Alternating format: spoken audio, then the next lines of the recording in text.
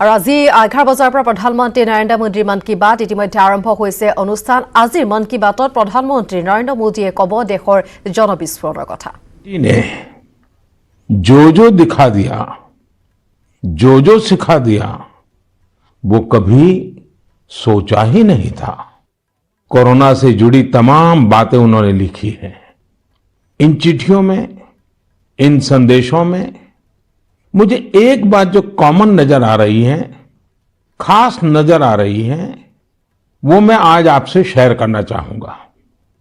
अधिकतर पत्रों में लोगों ने देश के सामर्थ्य, देशवासियों की सामूहिक शक्ति की भरपूर प्रशंसा की है। जब जनता कर्फ्यू जैसा अभिनव प्रयोग पूरे विश्व के लिए प्रेरणा बना, जब ताली थाली बजाकर देश ने हमारे कोरोना वॉरियर्स का सम्मान किया था, एकजुटता दिखाई थी, उसे भी कई लोगों ने याद किया है। साथियों, देश के सामान्य से सामान्य मानवी ने इस बदलाव को महसूस किया है। मैंने देश में आशा का एक अद्भुत प्रभाव भी देखा है। चुनौतियां खूब आई, संकट भी अनेक आए। कोरोना के कारण दुनिया में सप्लाई चेन को लेकर अनेक बाधाएं भी आई, लेकिन हमने हर संकट से नए सबक लिए। देश का नया सामर्थ्य भी पैदा हुआ। अगर शब्दों में कहना है तो इस सामर्थ्य का नाम है आत्मनिर्भरता। साथियों, दिल्ली में रहने वाले अभिनव बैनर्जी ने अपना जो अनुभव मुझे लिखकर भेजा है, वो भी बहुत दिलचस्प है। अभिनव जी को अपनी रिश्तेदारी में बच्चों को गिफ्ट देने के लिए कुछ खिलौने खरीदने थे, इसलिए वो दिल्ली की झंडेवालान मार्केट गए थे। आप में से बहुत लोग जानते ही होंगे, ये मार्केट दिल्ली में साइकिल और खिलौनों के लिए जाना जाता है। पहले वहां महंगे खिलौना का मतलब भी इंपोर्टेड खिलौने होता था और सस्ते खिलौने भी बाहर से आते थे। लेकिन अभिनव जी ने चिट्ठी में लिखा है कि अब वहां के कई दुकानदार कस्टमर्स को ये बोल बोलकर टॉयज बेच रहे हैं कि अच्छे वाला टॉय है क्योंकि ये भारत में बना है, मेड इन इंडिया है। कस्टमर्स भी इंडिया मेड टॉयज की ही मांग कर रहे हैं। यही तो है ये सोच में कितना बड़ा परिवर्तन। यह तो जीता जागता सबूत है देशवासियों की सोच में कितना बड़ा परिवर्तन आ रहा है, और वो भी 1 साल के भीतर भीतर। इस परिवर्तन को आंकना आसान नहीं है। अर्थशास्त्री भी इसे अपने पैमानों पर तोल नहीं सकते। साथियों, मुझे विशाखापट्टनम से वेंकट मुरली प्रसाद जी ने जो लिखा है, उसमें भी एक अलग ही तरह का आइडिया है। वेंकट जी ने लिखा है, मैं आपको 2021 के लिए, 2021 के लिए अपना एबीसी अटैच कर रहा हूं। मुझे कुछ समझ में नहीं आया कि आखिर एबीसी से उनका क्या मतलब है। तब मैंने देखा कि वेंकट जी ने चिट्ठी के साथ एक चार्ट भी अटैच कर रखा है। मैंने वो चार्ट देखा और फिर समझा कि एबीसी का उनका मतलब है आत्मनिर्भर भारत चार्ट, एबीसी। यह बहुत ही दिलचस्प है। वेंकट जी ने उन सभी चीजों की पूरी लिस्ट बनाई है जिन्हें वो प्रतिदिन इस्तेमाल करते हैं। इसमें electronics, stationery, self care items, उसके अलावा और भी बहुत कुछ शामिल है।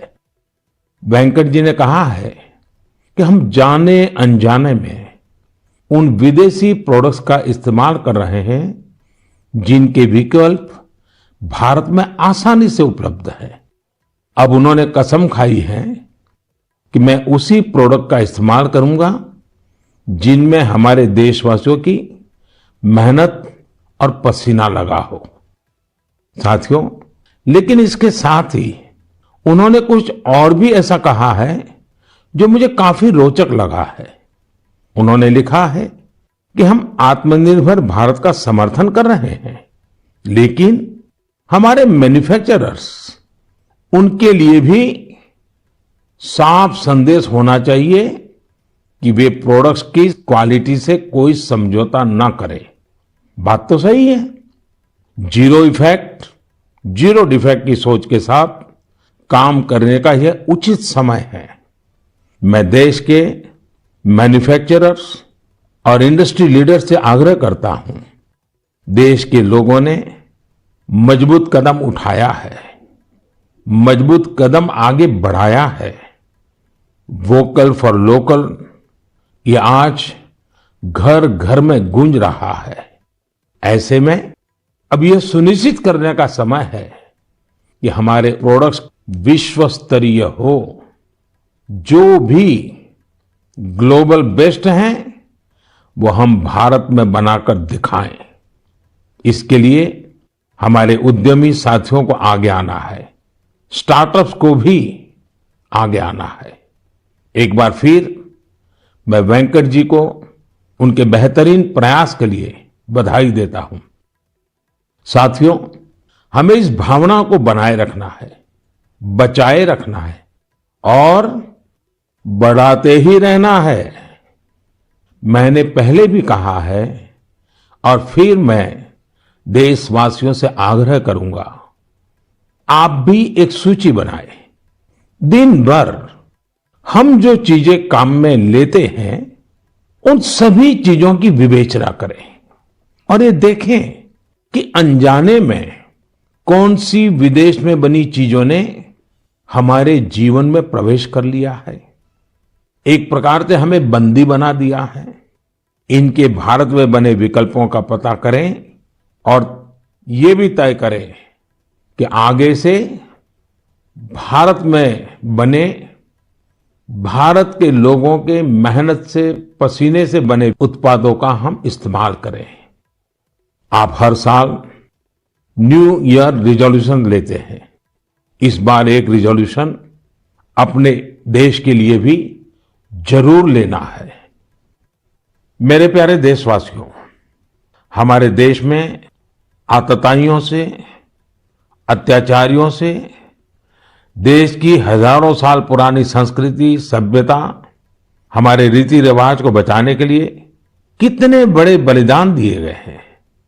आज उन्हें याद करने का भी दिन है।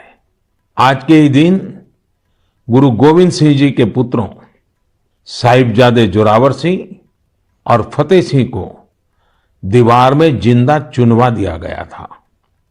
अत्याचारी चाहते थे कि साहिबजादे अपनी आस्था छोड़ दे, महान गुरु परंपरा की सीख छोड़ दे, लेकिन हमारे साहिबजादों ने इतनी कम उम्र में भी गजब का साहस दिखाया, इच्छा शक्ति दिखाई।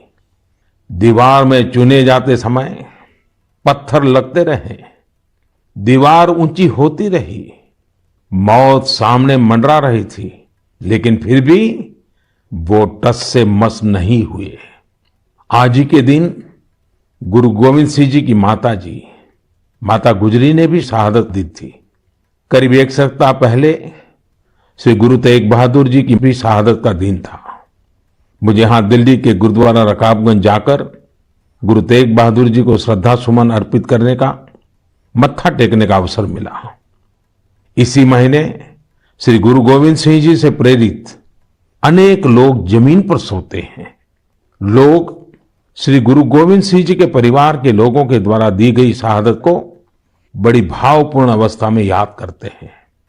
इस शहादत ने संपूर्ण मानवता को, देश को नई सीख दी। इस शहादत ने हमारी सभ्यता को सुरक्षित रखने का महान कार्य किया। हम सब इस शहादत के कर्जदार हैं। एक बार फिर मैं श्री गुरु तेग बहादुर जी, माता गुजरी जी, गुरु गोविंद सिंह जी और चारों साहिबजादों की शहादत को नमन करता हूं। ऐसे ही अनेकों शहादतों ने भारत के आज के स्वरूप को बचाए रखा है, बनाए रखा है। मेरे प्यारे देशवासियों, अब मेरा सभी टीचर से आग्रह है कि वो इन कोर्स मटेरियल को शिक्षा मंत्रालय के दीक्षा पोर्टल पर जरूर अपलोड करें। इससे देश के दूर दराज वाले इलाकों में रह रहे छात्र छात्राओं को काफी लाभ होगा। साथियों, आइए अब बात करते हैं झारखंड की कोरवा जनजाति के हीरामन जी की। हीरामन जी गढ़वा जिले के सिंजो गांव में रहते हैं। आपको यह जानकर हैरानी होगी कि कोरवा जनजाति की आबादी महज 6000 है, जो शहरों से दूर पहाड़ों और जंगलों में निवास करती हैं। अपने समुदाय की संस्कृति और पहचान को बचाने के लिए हीरामन जी ने एक बीड़ा उठाया है। उन्होंने 12 साल के अथक परिश्रम के बाद विलुप्त होती कोरवा भाषा का शब्दकोश तैयार किया है। उन्होंने इस शब्दकोश में घर गृहस्थी में प्रयोग होने वाले शब्दों से लेकर दैनिक जीवन में इस्तेमाल होने वाले कोरवा भाषा के ढेर सारे शब्दों को अर्थ के साथ लिखा है। कोरवा समुदाय के लिए हीरामन जी ने जो कर दिखाया है वह देश के लिए एक मिसाल है। मेरे प्यारे देशवासियों, ऐसा कहते हैं कि अकबर के दरबार में एक प्रमुख सदस्य अबुल फजल थे।